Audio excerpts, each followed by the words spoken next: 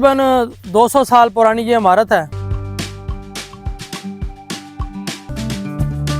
جامع مسجد صادق گڑھ پیلس۔ تو یہ گاڑی آپ اس کی لمبائی دیکھ رہے ہیں، یہ جو چمنی نظر آ رہی ہے اونچی سی ٹاور، تو یہ بجلی گھر تھا صادق۔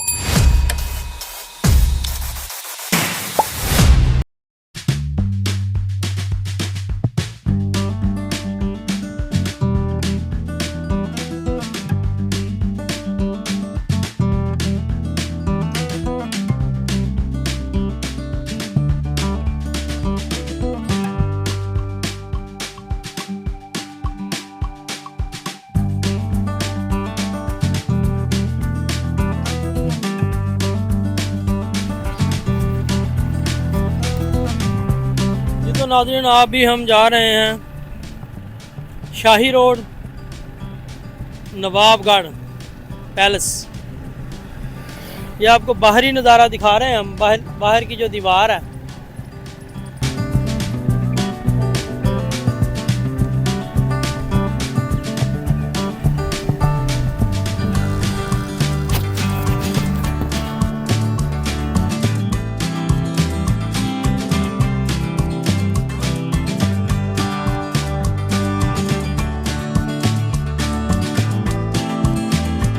شاہی گیٹ ہے اور یہاں سے ہم آپ کو انٹری دکھائیں گے۔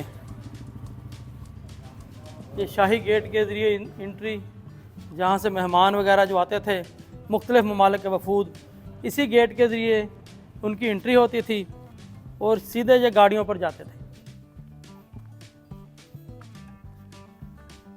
اور یہ جو پلر آپ کو سائڈوں پر دکھائی دے رہے ہیں، ان پر لائٹیں نصب ہوتی تھیں، جو رات کے وقت میں یہاں پر یہ پورا محل رنگ و روشنی سے بھرا ہوا تھا۔ بسم اللہ الرحمن الرحیم۔ یہ تو ناظرین فائنلی ہم پہنچ چکے ہیں ڈیرہ نواب صادق گڑھ پیلس، اور یہ عمارت دور سے دیکھنے میں ایسے محسوس ہوتی ہے جیسے تاج محل جیسی ہو، تو اگر اسے پاکستانی تاج محل کہا جائے تو مناسب ہوگا۔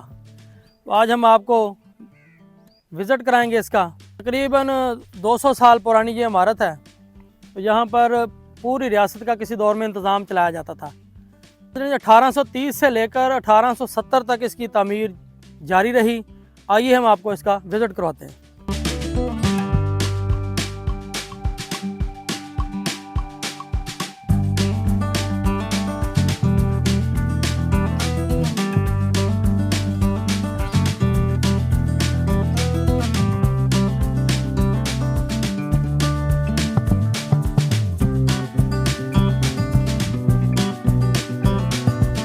اس وقت قائد اعظم محمد علی جناح نے پہلے گورنر جنرل کا حلف اٹھانا تھا، تو اس وقت نواب صاحب نے آپ کے لیے گاڑی جو رولس رائس تھی وہ گفٹ میں بھیجی تھی، جس پر بیٹھ کر آپ حلف اٹھانے کے لیے گئے تھے۔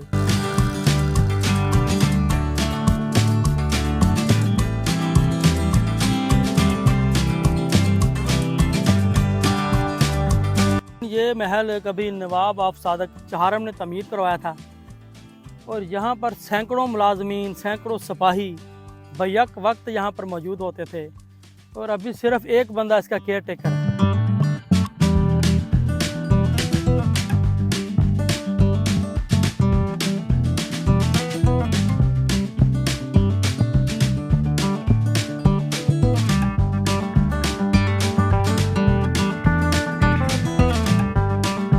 صادق گڑھ پیلس، اس سے پہلے جو نواب صاحبان ہیں ان کی رہائش قلعہ دراوڑ کے مقام پر تھی۔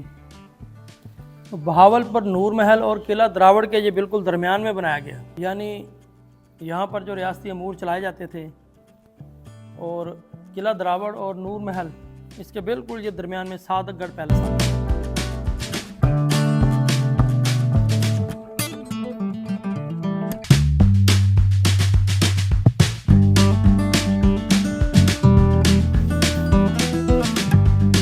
اس وقت پاکستان بنا، اعلان ہوا تقسیم پاکستان اور ہندوستان کے وقت، پنڈت جواہر لال نہرو صاحب نے نواب صاحب سے ریکویسٹ کی کہ آپ پاکستان میں شامل نہ ہوں، آپ انڈیا کے حصے میں آ جائیں، آپ انڈیا میں شمولیت کا اعلان کر دیں۔ تو بحیثیت آزاد ریاست نواب صاحب نے پاکستان کے ساتھ الحاق کیا، جو کہ ان کا پاکستان پر احسان ہے۔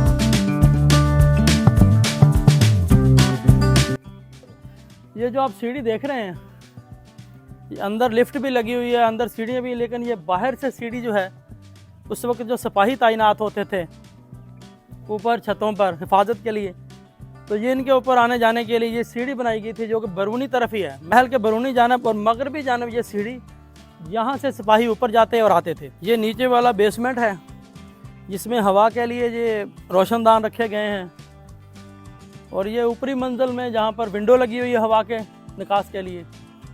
और यहाँ पर महल में हवा का इतना ज़बरदस्त इंतज़ाम है, एक तरफ से दाखिल होती है, दूसरी तरफ से निकल जाती है, और अंदर बिल्कुल गर्मी का एहसास भी नहीं है। यहाँ पर हम बाहर खड़े हैं तो शदीद गर्मी है, अंदर बिल्कुल एसी जैसी सहूलत है। ये सीढ़ियाँ लगी हुई हैं, यहाँ से भी ऊपर कमरे हैं।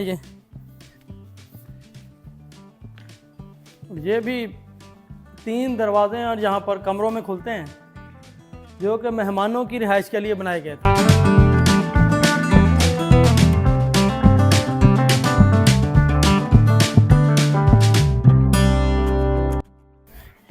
अज़मत रफ्ता की शानदार ये याद, जो आज इंतहाई खस्ता हाली में है और तवज्जो की तलबगार है, ये आज भी नवाबों की मलकियत में है।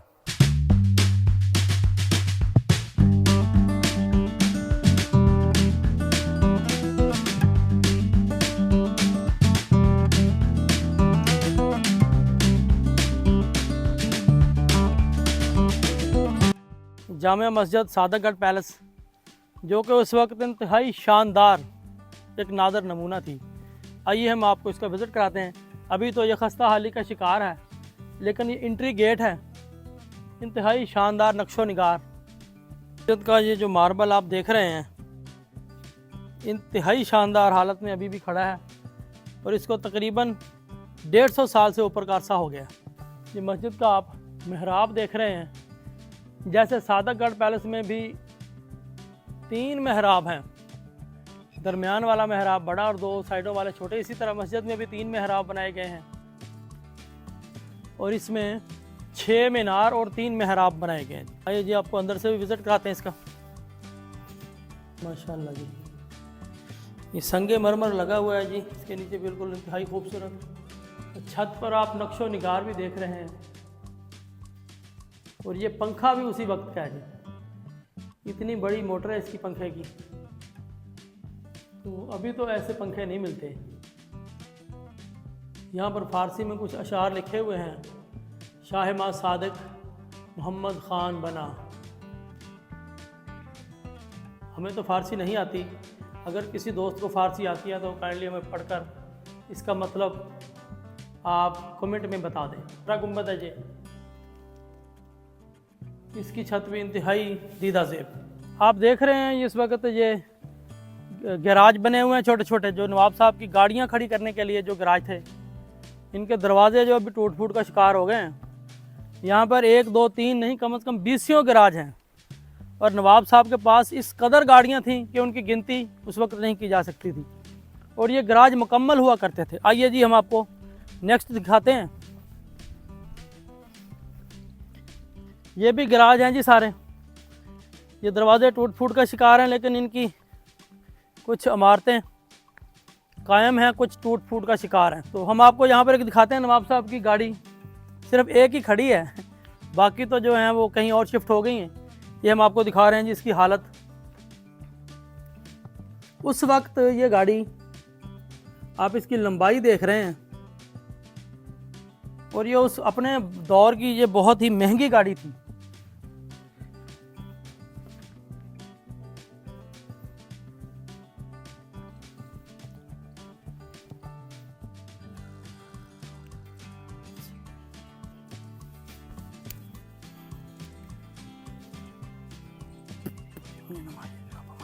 आप देख रहे हैं ये जो चिमनी नज़र आ रही है ऊंची सी टावर, तो ये बिजली घर था।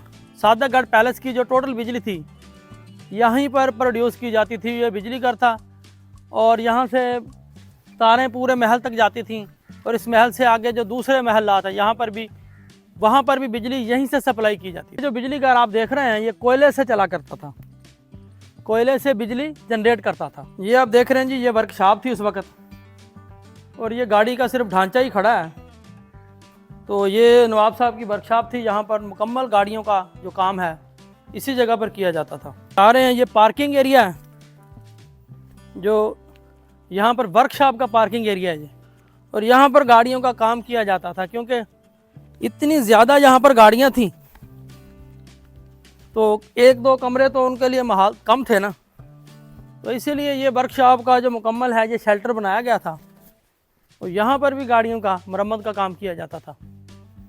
یہ آپ دیکھ رہے ہیں جگہ جہاں پر گاڑیاں کھڑی کی جاتی تھیں، اور اس کے ساتھ ادھر بھی ہے،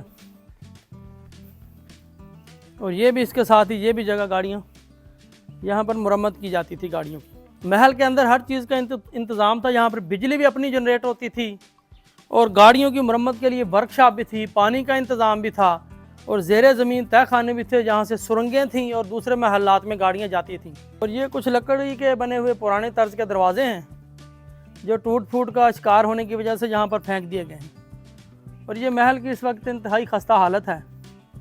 یہ اوپر آپ چھت بھی دیکھ سکتے ہیں، چھت کا جو ابھی تک تو خیر ٹھیک ہی کھڑی ہے کیونکہ یہ ٹین وغیرہ سے بنی ہوئی ہے، مضبوط لوہے سے، تو باقی جو پورا محل کی خستہ حالی آپ کے سامنے ہے۔ یہ باؤنڈری وال آپ دیکھ رہے ہیں جو پورے محل کے چاروں طرف یہ باؤنڈری وال بنائی گئی، آج بھی بہترین حالت میں کھڑی ہے، اور اس کی اونچائی تقریباً 40 فٹ ہے، اور اس کی جو لمبائی ہے پورے محل کے چاروں طرف یہ 1 کلومیٹر بنتی ہے جی، اور 40 فٹ اس کی اونچائی ہے۔ اور یہاں پر مختلف جگہوں پر یہ پلر وغیرہ بنائے گئے ہیں جہاں پر سپاہی تعینات ہوا کرتے تھے کسی دور۔ یہ واٹر ٹینک ہے جو اس وقت تعمیر کروایا گیا تھا نواب صاحب نے، اور صادق گڑھ پیلس کی جو ٹوٹل پانی کی جو نظام تھا اسی کے ذریعے یہاں پر سپلائی کی جاتی تھی۔ یہ ہم واٹر سپلائی کی جو بڑا ٹینک ہے اس کے پاس کھڑے ہیں، اور یہاں پر یہ موٹر لگی ہوئی تھی جس سے پانی کی سپلائی جو ہے اوپر دی جاتی تھی۔ اور یہ کھوہ بنا ہوا ہے، کھوہ کے اندر موٹر رکھی ہوئی ہے جو کہ خستہ حالت میں موجود ہے ابھی بھی، اور اوپر ٹینک تک پانی اسی موٹر کے ذریعے پہنچایا جاتا تھا۔ یہاں پر کبھی رنگ و نور کی محفلیں لگا کرتی تھیں، بڑی فوج تھی یہاں پر، سلطنت کا انتظام چلایا جاتا تھا، لیکن آج یہ محل ٹوٹ پھوٹ کا شکار ہے اور بالکل بے رونق ہو گیا ہے۔ تو یہ محل کے اندر راہداریاں، چمنیاں، بالکنیاں جو اپنی مثال آپ ہیں خوبصورتی میں، اور آج بھی ایسی نقش و نگار کہیں پہ دیکھنے کو نہیں مل رہی۔ اور یہ اس وقت میں یہ محل 15 لاکھ میں تعمیر کروایا گیا تھا، جو کہ آج کا یہ 15 ارب روپے سے بھی زیادہ رقم بنتی ہے۔ تو ہم نے آپ کو جو وزٹ کرایا آپ نے دیکھا، اور ہمیں کمنٹ میں ضرور بتائیے گا کہ آپ کو کیسا لگا۔ اس کے ساتھ ہی ہمیں دیجیے اجازت، اللہ حافظ۔